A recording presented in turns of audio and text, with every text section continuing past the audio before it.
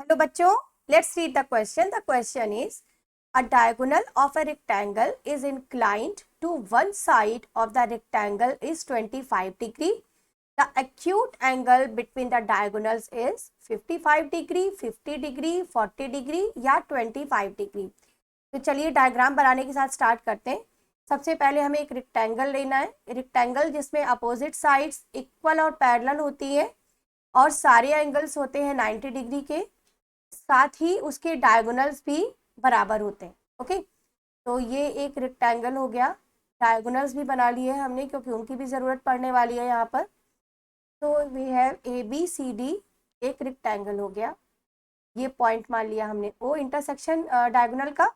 अब इन्होंने बोला है diagonal of a rectangle is incline to one side of a rectangle at 25 degree. तो डायगोनल ए बी से कितना इंक्लाइंड है? 25 डिग्री। डायगोनल और साइड के बीच का एंगल 25 डिग्री है। तो हमें डायगोनल्स के बीच का एक्यूट एंगल निकालना है। तो डायगोनल्स के बीच में बच्चों देखो दो तरह के एंगल बन रहे हैं यहाँ पर। एक तो ये एंगल बन रहा है, ओके, ये हमको दिख रहा है कि 90 डिग्री से बड़ा यानी ऑब्ट्यूस है। दूसरा ये बन रहा है, means angle A O D, जो कि हमें एक्यूट डायग्राम में ही दिख रहा है। एक्यूट मीन्स 90 डिग्री से छोटा, ठीक है। तो हमें निकालना क्या है यहाँ पर? एंगल ए ओ डी निकालना है, एंगल ए ओ डी, ये वाला एंगल निकालना है हमें। तो इसके लिए हम क्या करेंगे, सबसे पहले इस एंगल को फाइंड करते हैं, angle O A D. Angle O A D कैसे फाइंड करेंगे?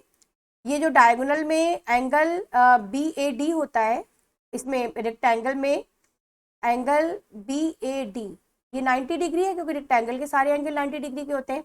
अब बी ए डी को हम क्या लिख सकते हैं? Angle D A O, angle D A O plus 25 degree equal to 90 degree. तो एंगल डी ए ओ क्या मिल जाएगा? 90 माइनस 25 मीन्स 10 माइनस 5 5 हो गया, 8 माइनस 2 हो गया 6, 65 डिग्री हो गया। तो ये वाला एंगल आ गया 65 डिग्री। अब देखिए हमें पता है कि जो हमारा रेक्टेंगल होता है उसके डायगोनल्स इक्वल होते हैं, diagonals are equal and bisect each other. Bisect भी करते हैं एक दूसरे को, bisect each other in rectangle. तब डायगोनल की इन प्रॉपर्टीज को यहाँ पर हम यूज करेंगे। तो अब डायगोनल्स इक्वल हैं, that means A C equal to B D, A C equal to B D या डी बी कुछ भी लिखे, दोनों तरफ हमने 2 से डिवाइड कर दिया। तो half of A C equal to half of D B.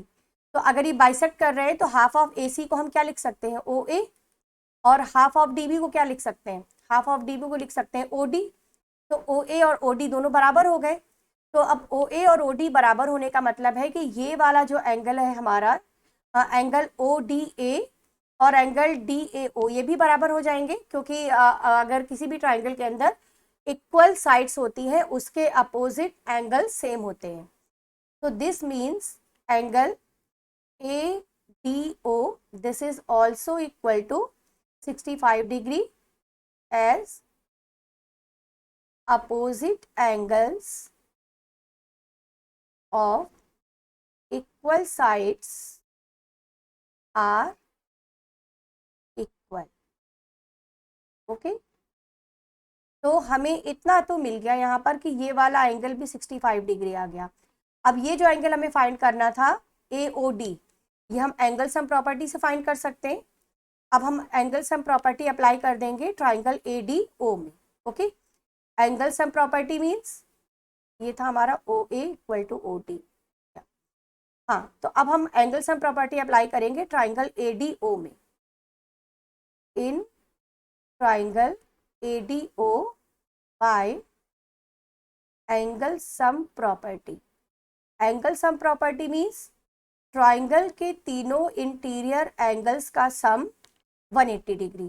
तो दो एंगल तो हमें 65 और 65 मिल चुके हैं ऑलरेडी, 65 प्लस 65, और एक एंगल कौन सा है? ए ओ डी, जो हमें फाइंड करना है, equal to 180 degree.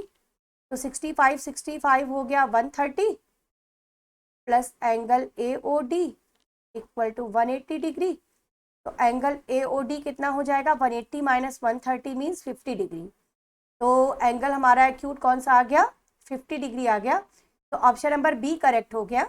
Okay, option number A is incorrect, C भी इनकरेक्ट है और डी भी इनकरेक्ट है, क्योंकि ए, सी और डी हमारे कैलकुलेशन के बाद जो हमने एंगल फाइंड किया है उससे मैच नहीं कर रहे हैं। तो वी है option number B is correct option. Okay, hope you understand it well. Thank you.